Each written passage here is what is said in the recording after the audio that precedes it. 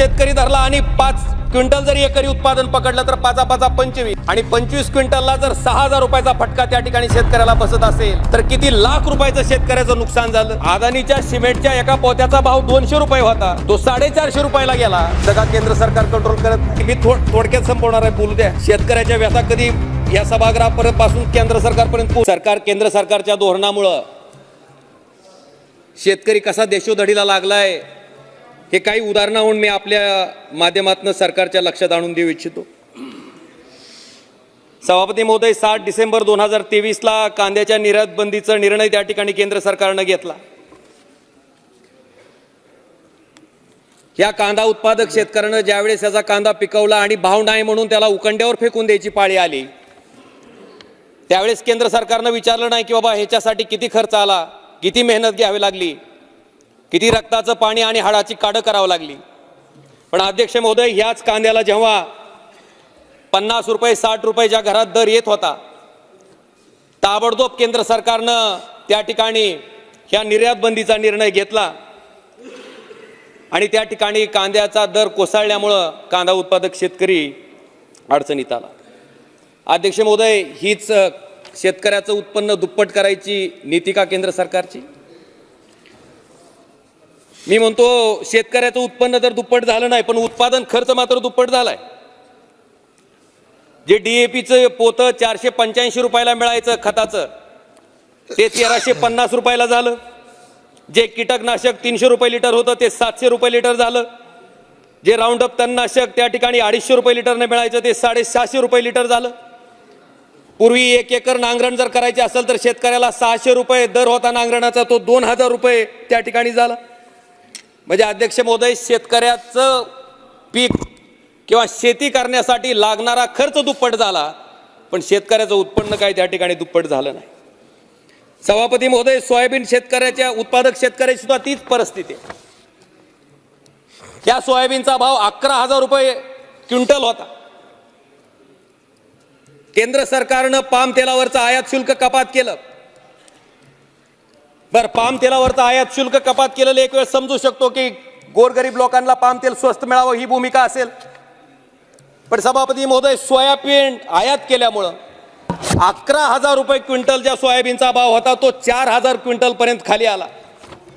सभापती महोदय, 11,000चा भाव 4,000 आला असेल तर एका क्विंटल मागे एका शेतकऱ्याचं 6,000 रुपये नुकसान झालं। 5 एकरचा जरी शेतकरी धरला आणि 5 क्विंटल जरी एकरी उत्पादन पकडलं तर 5 5 25 आणि 25 क्विंटलला जर 6,000 रुपयाचा फटका त्या ठिकाणी शेतकऱ्याला बसत असेल तर किती लाख रुपयाचं शेतकऱ्याचं नुकसान झालं। 2-2 लाख रुपये 2.5 लाख रुपये शेतकऱ्याचं नुकसान त्या ठिकाणी पडलेल्या भावामुळे झालं आणि त्या शेतकऱ्याला मात्र आपण वर्षाला 6,000 रुपये देऊन त्याचा सन्मान करतो। हाच प्रधानमंत्री किसान सन्मान का साहेब शेतकऱ्यांना? अध्यक्ष महोदय, आज दुधाच्या भावाच्या परिस्थिती सुद्धा तेच आहे। ज्या दुधाचे भाव गाईच्या 38 रुपये लिटर होते, आज तो भाव जवळपास 22 रुपयाच्या घरात आलाय।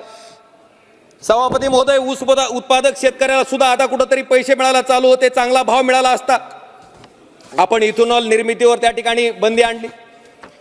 माझी ह्या चर्चेच्या माध्यमातून केंद्र सरकारला विनंती आहे की नेमकी उत्पादित केलेल्या साखरेपैकी सामान्य माणसं साखर खातात किती? 15% साखर फक्त सामान्य माणसाला खाण्यासाठी लागते। बाकीची 85% साखर ही कॅडबरी असेल, कोका कोला असेल, ज्या मोठ्या मल्टीनॅशनल कंपनीज आहेत त्यांच्यासाठी वापरली जाते। मला वाटते फक्त 15% साखर सामान्य माणसाला लागते। तुम्ही हवं तर 15% साखर कारखानदारांना सांगून तेवढी रेशन कार्डवर द्या फ्री, पण अध्यक्ष महोदय, 85% व्यवसाय करणाऱ्या कॅडबरी, कोका कोला अशा कंपन्याला सवलतीच्या दरातली साखर का त्याचा दर कंट्रोल करताय? मला वाटतं ह्याच्या बाबतीत सुद्धा केंद्र सरकारनं कुठेतरी विचार करणं गरजेचं आहे। अध्यक्ष महोदय, शेतकऱ्याचं जगणं कुठेतरी केंद्र सरकारनं त्या ठिकाणी मान्य केलं पाहिजे। शेतकऱ्याने पिकवलेल्या वस्तूचा भाव वाढला की आपलं लक्ष त्या वस्तूवर जातं, त्याच्यावर नियंत्रण केलं जातंय। कांद्याचा त्या ठिकाणी निर्यात बंदीचा निर्णय घेतल्यामुळे द्राक्ष उत्पादक शेतकऱ्यांना त्या ठिकाणी बांगलादेशनं आपण जर बघितलं असेल तर आयात शुल्क त्या ठिकाणी लावलं. त्या द्राक्ष उत्पादक शेतकरी सुद्धा आज त्या ठिकाणी कमालीचा भाव पडल्यामुळे अडचणीत आलाय. जो शेतकरी शेती परवडत नाही म्हणून शेती मधनं आपला प्रपंच भागवायचा प्रयत्न करतो, आपला संसार चालवायचा प्रयत्न करतो, त्या शेतकऱ्यांना उत्पादित केलेल्या मालाला जर अशा पद्धतीनं सरकारी धोरणं कंट्रोल करत असतील तर अध्यक्ष महोदय, त्याच पद्धतीनं अदानीच्या सिमेंटच्या एका पोत्याचा भाव 200 रुपये होता, तो 450 रुपयाला गेला. तिथं का केंद्र सरकार कंट्रोल करत नाही? डिझेलचा भाव किती होता, किती झाला, तिथं का केंद्र सरकार कंट्रोल करत नाही? मला वाटतंय स्टीलचा भाव काय होता, कुठं गेला, तिथं का केंद्र सरकार कंट्रोल करत नाही? म्हणजे इतर व्यावसायिकांना तयार केलेल्या मालाला मात्र केंद्र सरकार त्या ठिकाणी कंट्रोल करत नाही, पण शेतकऱ्यांना उत्पादित केलेल्या मालाला मात्र त्या ठिकाणी विविध प्रकारची शेतकरी मारक धोरणं आणून त्या ठिकाणी कंट्रोल करायचं काम आणि शेतकऱ्याला आत्महत्या करायला प्रवृत्त करायचं काम केंद्र सरकारच्या माध्यमातून होत आहे. सभापती महोदय, मी भाषण ऐकत असताना बऱ्याच गोष्टी ऐकल्या. मोठे मोठे हायवे झाले, आता आपण 5 ट्रिलियन इकॉनॉमीकडे वाटचाल करतोय. हे ऐकून इन्फ्रास्ट्रक्चरल डेव्हलपमेंट होती, आनंद आहे. पण माझ्या माहितीप्रमाणे आपल्या देशातील 70% लोक शेती ह्या व्यवसायावर अवलंबून आहेत. ही शेती मी थोडक्यात संपवणार आहे, बोलू द्या. शेतकऱ्याच्या व्यथा कधी या सभागृहापर्यंत पासून केंद्र सरकारपर्यंत पोहोचू द्या. सभापती महोदय, ज्या शेतीवर शेती पिकली, शेतीच्या मालाला जर भाव असला तर व्यापार पेठेत जर बघितलं आपण तर डॉक्टरचा दवाखाना असू द्या, सोनाराचं दुकान असू द्या, सगळ्या गोष्टी त्या ठिकाणी जोरात चालू असतात. पण शेतकऱ्याच्या पिकवलेल्या वस्तूला जर भाव नसेल, दुष्काळ असेल तर सगळे व्यावसायिक त्या ठिकाणी माशा मारत बसलेले असतात. सभापती महोदय, आपल्या माध्यमातून केंद्र सरकार मला एकच विनंती करायची आहे की हे इन्फ्रास्ट्रक्चरल डेव्हलपमेंट आपण जसं करताय त्याच पद्धतीनं नदी जोड प्रकल्प सुद्धा केंद्र सरकारनं महत्वाकांक्षी प्रकल्प म्हणून हाती घेतली पाहिजे. आज आपण बिहार सारखं राज्य आहे, आसाम सारखं राज्य आहे, ज्या राज्यामध्ये मोठ्या प्रमाणात महापूर येतंय, शेतीचं प्रचंड प्रमाणात नुकसान होत आहे, आणि दुसरीकडे राजस्थान सारखं राज्य आहे, महाराष्ट्रात सुद्धा काही भाग आहे जिथं दुष्काळी परिस्थितीमुळं शेती परवडत नाही म्हणून शेतकऱ्याला आत्महत्या करायची वेळ येते. मला वाटतं अशा दुष्काळी भागाकडे ते पाणी वळवण्याचं काम केंद्र सरकारनं त्या ठिकाणी केलं पाहिजे. सभापती महोदय, माझी विनंती आहे की मोठे हायवे आपण टोल मिळते म्हणून करताय, पण अशाच पद्धतीनं नदी जोड प्रकल्पासारखा महत्वाकांक्षी प्रकल्प केंद्र सरकारनं हाती घेऊन शेतकऱ्याच्या बाबतीत यथोचित असा निर्णय त्या ठिकाणी घ्यावा, ही विनंती मी या चर्चेच्या माध्यमातून करतोय. सभापती महोदय, मला एवढंच सांगायचं आहे की आज आता आपण श्वेतपत्रिका आणली, पण थोडी ईडीवर जर श्वेतपत्रिका आणली असती तर लक्षात आलं असतं.